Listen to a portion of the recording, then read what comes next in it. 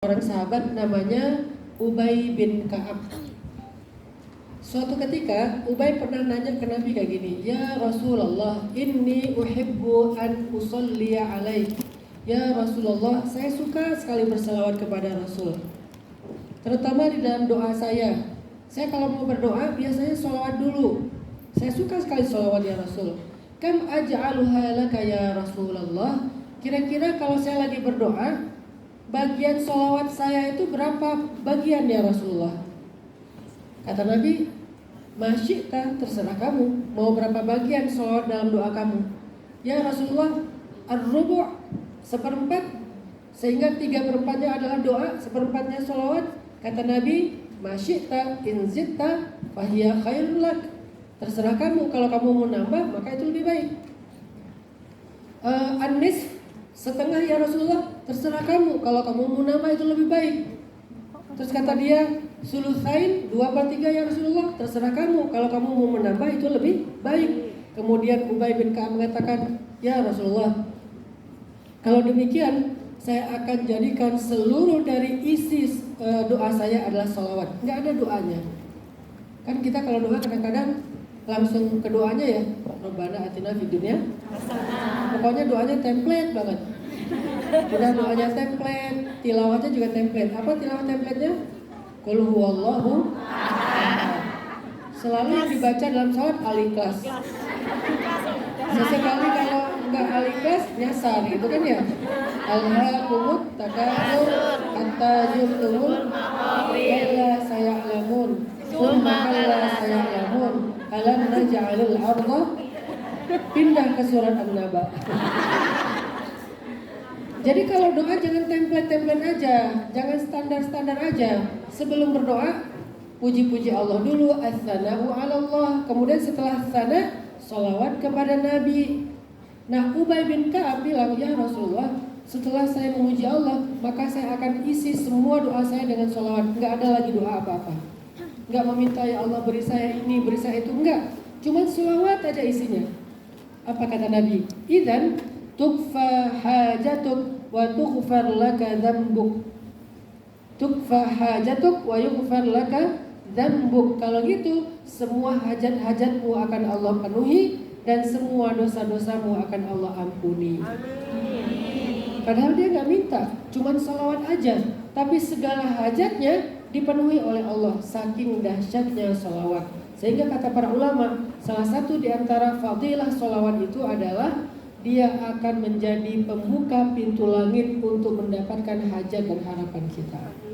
Jadi salawat yang banyak, mungkin awalnya 1/4, kemudian ditambah jadi 1/3, jadi 1/2, 2/3. Akhirnya seluruh dari rangkaian doa kita itu isinya adalah salawat.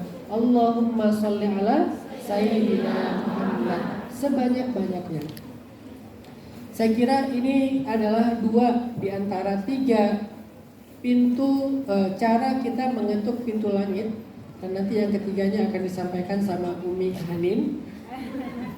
Pasti lebih penting dan lebih akurat lagi. Saya hanya memberikan motivasi-motivasi ringan.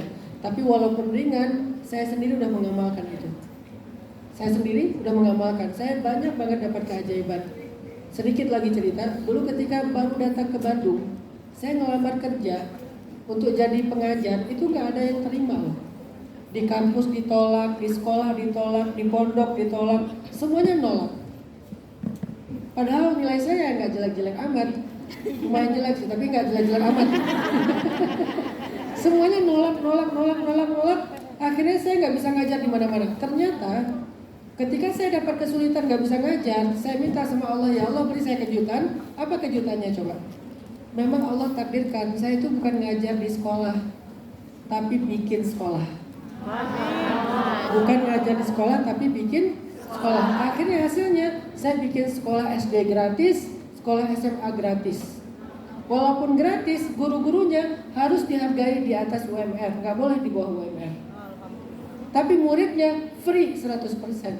Walaupun gratis, itu sekolah punya kuda sendiri, punya stable sendiri, punya farming sendiri, areanya 9 hektar. Bunda Nuris kemarin udah kesana, sampai gempor lutut Bunda Nuris tuh naik turun di sana. Itu sekolah gratis. Oh berarti Allah memang mentakdirkan saya ditolak ngajar sana sini karena Allah pengen saya justru bukan ngajar tapi bikin sekolah. Lahirlah Sekolah Rimba Indonesia sama sekolah SMA 20 Mind Sociopreneur High School. Itu namanya keajaiban. Terus saya nulis buku karena waktu itu saya nggak bisa ngajar di mana-mana, daripada nganggur saya nulis buku kan. Saya nulis buku, udah jadi naskah, saya kasih ke penerbit-penerbit. Semua penerbit menolak buku saya, nggak ada yang mau nerbitin. Alasannya nggak bagus lah, atau alasannya ini lagi nggak terlalu diminati lah, banyak alasan. Gara-gara semua penerbit nolak menerbitkan buku saya, akhirnya saya doa lagi, ya Allah beri saya kejutan. Kejutannya apa? Kalau saya naskahnya nggak bisa diterbitin oleh para penerbit, itu karena Allah pengen saya punya penerbit sendiri. Akhirnya bikin penerbit. Alhamdulillah yang naskah tadinya ditolak, saya terbitin 1000 eksemplar, nggak sampai 3 bulan habis. Cetak lagi 3000 habis dan seterusnya sampai berkembang dari penerbitan. Alhamdulillah ada rezeki mulai main jual beli mobil. Bukan mobil baru ya, mobil second. Beli mobil second, jual, beli mobil second, jual, sampai main properti, main beberapa usaha. Itu gara-gara tadi di penerbit ditolak. Coba kalau misalnya saya diterima ngajar, saya diterima naskahnya diterbitin, mungkin selamanya hidup saya ada di zona nyaman. Bukan zona sulit, tapi zona nyaman. Zona nyaman, ya saya mungkin gitu-gitu aja. Dan baik, cuman gak akan pernah berkembang. Sedangkan zona sulit, zona yang menantang, mungkin awalnya berat, tapi setelahnya banyak kejutan-kejutan. Kita hidup itu cuma tentang dua aja, zona nyaman atau zona menantang.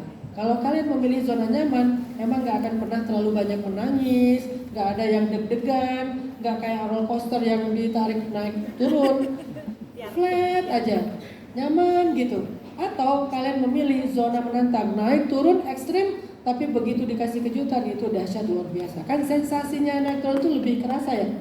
Pas naik pelan-pelan, tiba-tiba turun, itu adrenalin segala macam, teriak-teriak, itulah sensasinya.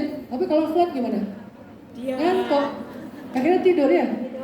Maka itulah hidup, pilih mau jalannya flat atau yang naik turun, tapi naik turunnya penuh dengan adrenalin, sensasi. Maka terimalah setiap kenyataan yang Allah berikan. Ini yang saya rasakan itu benar ya. Zikir, maka kemudian Allah berikan keajaiban-keajaiban. Masih banyak. Dulu saya bercita-cita pengen banget punya rumah di tengah kota. Karena awal-awal tinggal di Bandung itu tinggalnya di tempat pembuangan sampah sama Om itu. Setiap hari ngelihat sampah, setiap hari ngecium aroma sampah. Pengen banget tinggal di tengah kota, di komplek yang nyaman, bukan yang elit tapi nyaman. Dengan zikir, dengan amalan-amalan mengetuk pintu langit, ternyata nggak nyangka kalau itu bisa jadi kenyataan. Pengen banget punya rumah kayak kafe. Jadi kalau mau ngonten, nggak usah ke kafe, di rumah aja. Kemarin Bunda Nuris ke rumah saya. Nggak tahu Bunda Nuris nyaman nggak di rumah saya? Kayaknya nggak nyaman ya, karena nggak nginep ya. Cuma sebentar, langsung pulang. Kayaknya rumahnya bukan tipenya Bunda Nuris. Bunda Nuris kan tipenya rumahnya rumah-rumah raja-raja Arab gitu kali ya. Kalau saya gaya-gayanya gaya-gaya anak muda, kafe, nongkrong, industrial. Alhamdulillah akhirnya punya rumah dengan desain kafe, industrial, lampu-lampu kayak di kafe. Pengen banget punya rumah terus ada dari tadi. Yang di belakang halamannya itu ada stable berkuda. Itu kan nggak gampang.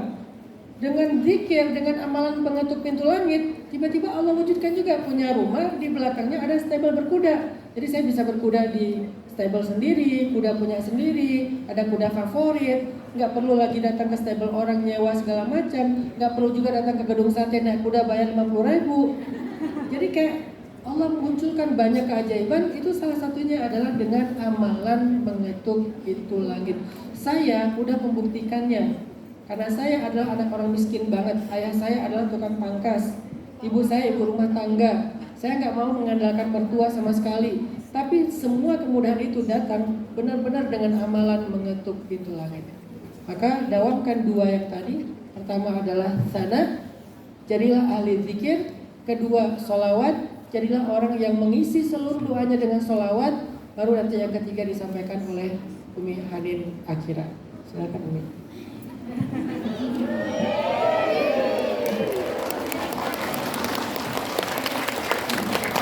Masya Allah, jazakumullah khairan Ustadz Hanan, luar biasa ilmunya. Dan aku dikasih PR satu lagi, kayaknya aku tuh dibisikin sama Bunda Nuris, Umi gitu. Temanya nanti bukan mengetuk pintu langit, mengetuk pintu cinta katanya. Jadi gimana nih, mau dilanjutin yang pintu langit atau pintu cinta? Yang mana? Yang pintu cinta. Yakin? Gak apa-apa? Ustadz gak apa-apa? Masya Allah.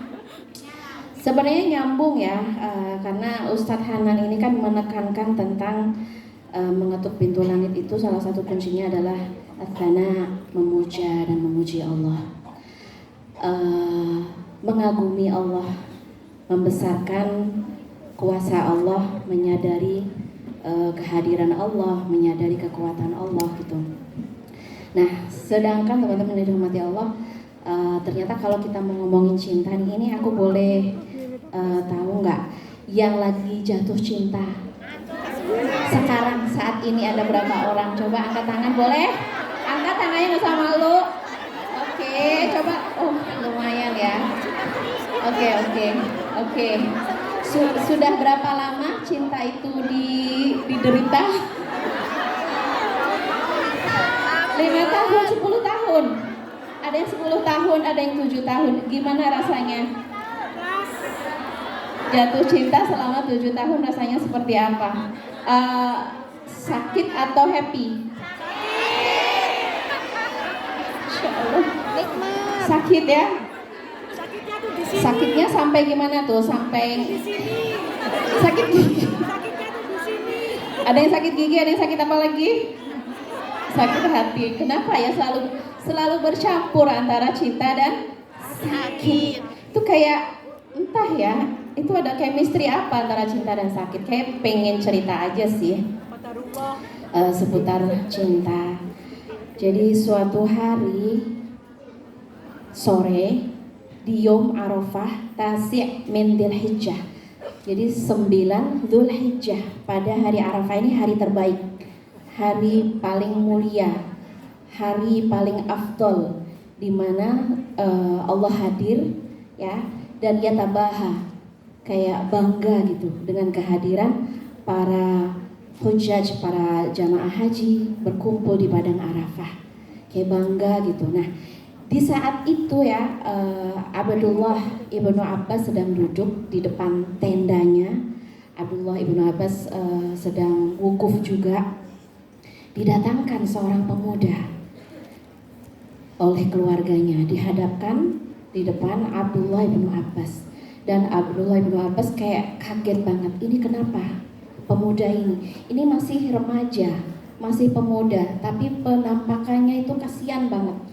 Penampakannya itu dia kurus, kering, padahal dia dulu ganteng banget, bercahaya, senyumnya manis, bersinar. Sekarang sangat kurus. Ditanya sama Abdullah ibnu Abbas, malaka, kenapa bisa sampai gini? Ini tuh remaja, ini tuh pemuda, harusnya dia bersinar, harusnya dia bercahaya, harusnya dia bersemangat, harusnya dia happy.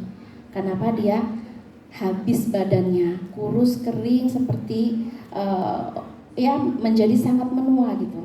Pas dia ditanya, dia ngejawabnya nggak jelas gitu, karena kan omongan orang mungkin udah tingkat stresnya udah tinggi kali ya, terus tingkat stresnya tinggi, akhirnya dia bilang, sungguh di dalam ragaku ini ada rasa sakit, ada penderitaan yang hampir saja menghabisi nyawaku. Jadi pas Ibnu Abbas ngedengar kayak gitu, aduh ini berarti parah. Ya Ibnu Abbas, yang keluarganya bilang, nastashfi, kami mohon engkau berikan kesembuhan, pulihkan dia, sehatkan dia kembali. Kami nggak mau dia kondisinya seperti ini. Kami nggak mau akalnya rusak. Kami nggak mau pikirannya hancur. Kami nggak mau fisiknya seperti ini. Tolong pulihkan dia kembali, sehatkan dia. Kami nggak mau dia berlanjut gitu penderitaan cinta yang sampai seperti ini. Akhirnya Ibnu Abbas bertanya, dari mana dia? Dia dari Bani Udrah.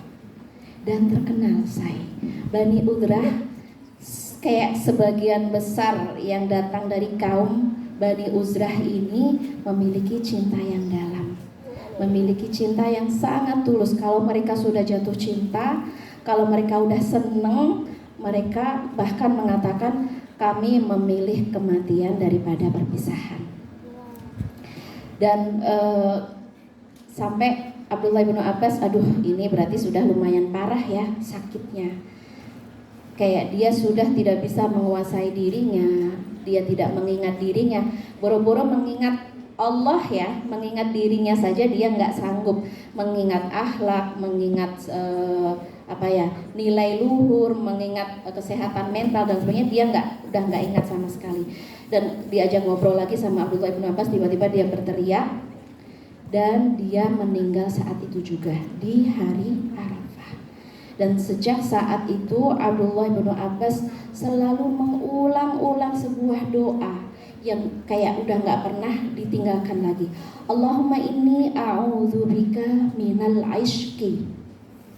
Ya Allah, aku berlindung dari ganasnya sakit cinta, beratnya sakit rindu, rusaknya sakit mental karena cinta.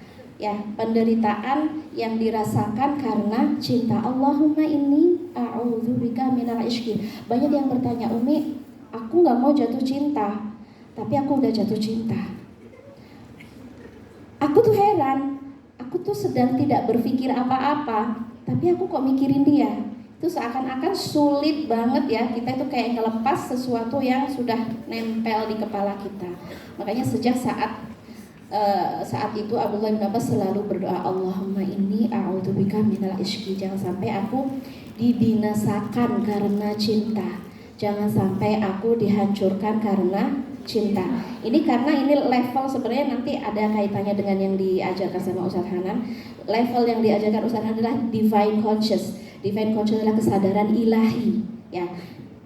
Kita nanti akan masuk ke sana, harusnya Ustadz yang nomor 2 ya nggak apa-apa, tapi kita kayak sekarang kayak turun lagi. Ketika kita tidak terbiasa, tidak membiasakan diri untuk melatih kesadaran ilahi, maka kesadaran kita hilang dan kita akan dikuasai oleh berbagai polutan, berbagai berbagai godaan, temptation ya.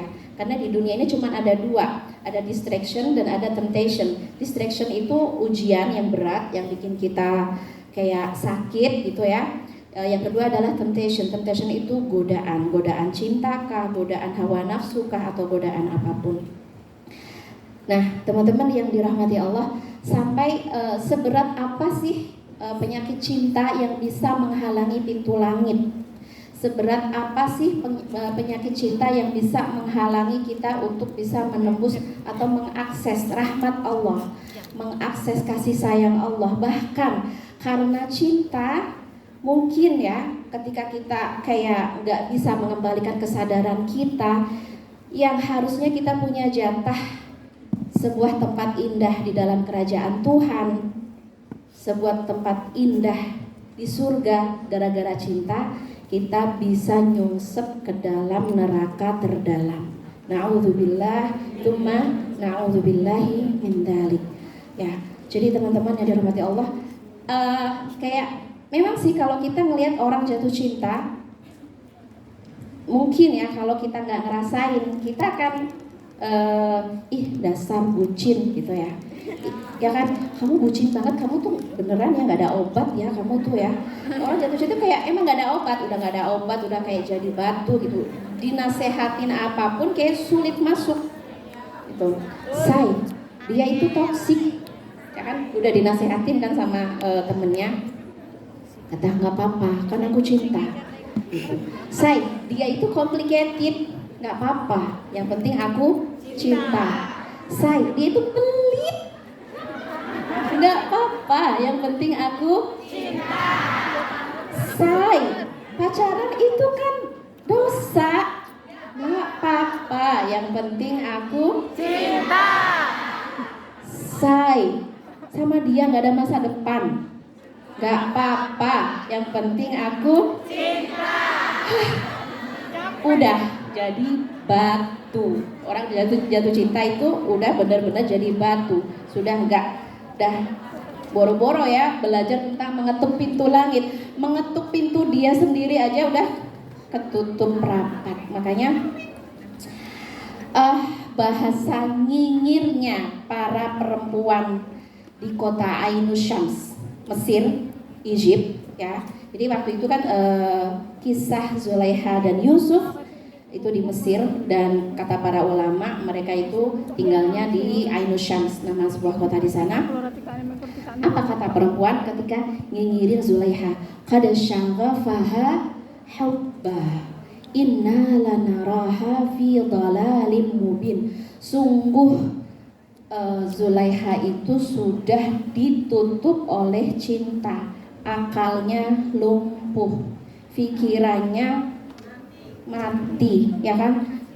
Dia udah nggak peduli status dia sebagai istri orang, dia nggak peduli status dia nanti kayak image dia bakal rusak, image dia bakal hancur, dia nggak peduli. Qad syaghafaha hubba inna lanaraha fi dhalalim mubin. Kalau ini bahasa mungkin bahasa apa ya? Bahasa formal, kami ngelihat dia itu benar-benar di dalam sebuah kesesatan, atau kalau bahasa kita dasar tolol gitu ya mungkin. Jadi kayak saking keselnya gitu ya menghadapi orang-orang, ini asli bucinnya itu udah kelewat batas gitu.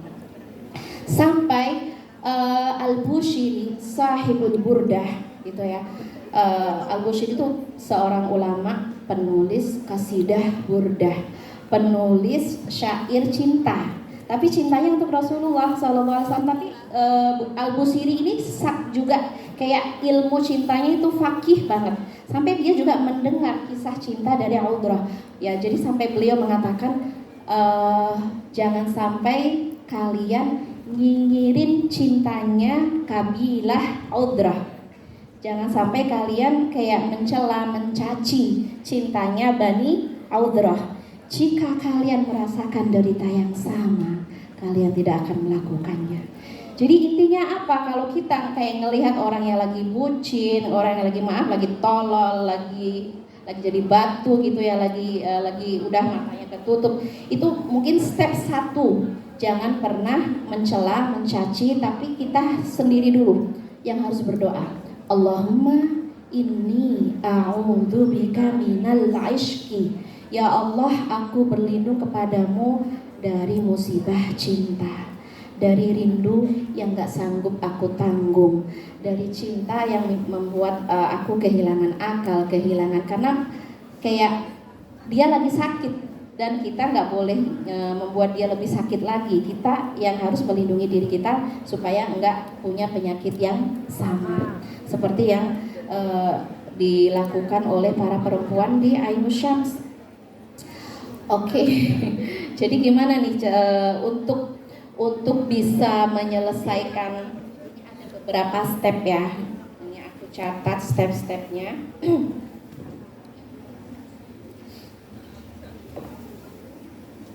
Karena memang yang namanya derita cinta ini teman-teman sudah pernah ngobatin belum? Lah, udah 7 tahun gak diobatin?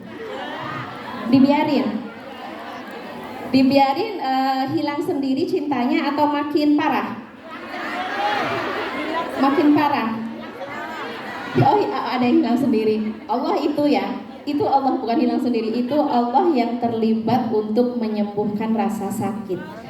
Ya, jadi kita harus bersyukur ketika kita sudah kayak dibebaskan dari rasa sakit yang kita derita karena cinta. Untuk teman-teman yang masih berjuang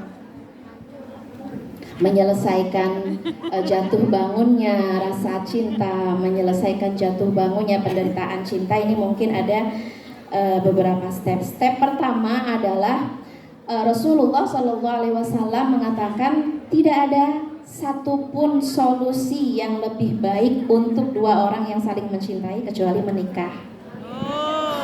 Jadi gas ya, digas ya nikah, oke. Kenapa nggak segera nikah? Terhalang kontrak kerja.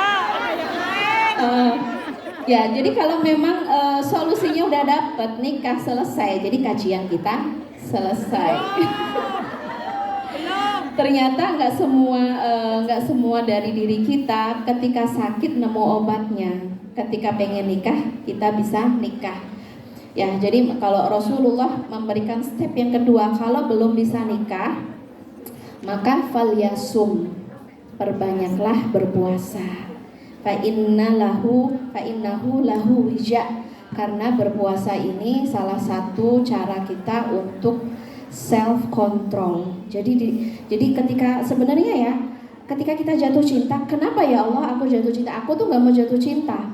Aku sedang tidak ingin jatuh cinta, tapi kenyataannya kamu datang. Ngeselin gak sih?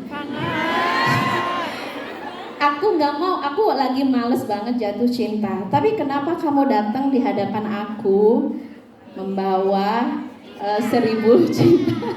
Ya kan? Padahal aku lagi males banget. Jadi teman-teman dirahmati Allah, semua yang Allah ciptakan itu nggak ada yang sia-sia. Kenapa kita jatuh cinta? Ini adalah proses kita untuk mengenali diri kita, mengenal Allah, mengenal dunia. Ya, jadi kita menjadi observer, menjadi apa ya observer? Kayak meneliti diri kita. Ketika kita jatuh cinta, step pertama apa yang harus kita sadari? Atau ilmu apa saja yang harus kita punya? Kita harus punya apa ya? Ya, harus punya bekal apa aja ketika kita jatuh cinta. Yang pertama adalah self control. Kalau kamu jatuh cinta dan kamu nggak punya self control, maka semuanya akan sangat hancur dan rusak ya. Jadi cinta itu kan dorongan yang sangat kuat, keinginan yang sangat besar. Kalau itu mendapatkan jalan halal, alhamdulillah. Kalau kita mendapatkan jalan yang haram, bisa aja kita bilang gas. Meskipun nanti resikonya adalah kita akan kehilangan atau ngedapetin banyak sekali kerugian. Yang pasti ya, orang yang jatuh cinta itu yang sedang sangat terganggu adalah pikiran, perasaan, perilaku, bahkan kayaknya kita harus berdoa, ya Allah ampuni semua gangguan yang terjadi di dalam sholatku. Biasanya yang paling rusak adalah sholat, bener gak? Biasanya yang paling sholat adalah khusyuk, bener gak? Biasanya apa? 2 rakaat ya? Lupa rakaat, sampai lupa rakaat. Biasanya yang paling rusak itu khusyuk kita. Apapun yang kita kerjakan, dimanapun kita berada, kayak kita nggak bisa berhenti memikirkan. Udah mikirin dia aja terus-terusan, ya nggak keputus. Dan sebenarnya ini ya bisa disebut dengan syirk khafi. Syirk khafi atau syirik khafi itu bukan ringan, syirik yang nggak tampak. Kalau kita menyembah berhalanya tampak dong, ya kan? Kita sujud, kita ruku di depan berhala. Tapi ketika kita lupa puja-puji Tuhan, bergeser kepada puja-puji manusia. Nah ini ya yang aku takutnya, kenapa sulit sekali kita mengetuk pintu langit, kenapa pintu langit begitu berat kita dorong, karena mungkin kita bergeser dari puja-puji Tuhan menuju kepada puja-puji manusia. Cara menghilangkan Umi. Oke, wait. Sabar. Jadi kayak kita ini lagi observe dulu ya, kita kayak teliti, kenapa aku seperti ini gitu. Jadi fitrah hati kita itu yata'abbad lil khaliq, hati kita itu menyembah Tuhan, memuja dan memuji Tuhan. Hati kita adalah ruang beribadah. Hati kita adalah baitullah, itu yang aku sebut dengan ruang ibadah. Tapi ketika ruang ibadah kita, baitullah kita, batin kita sedang puja-puji selain Allah, Ya itu sebenarnya penyebab kenapa kita kesulitan untuk ngedapetin keberuntungan dunia dan akhirat, kesulitan untuk mengetuk pintu langit gitu. Jadi caranya adalah self control.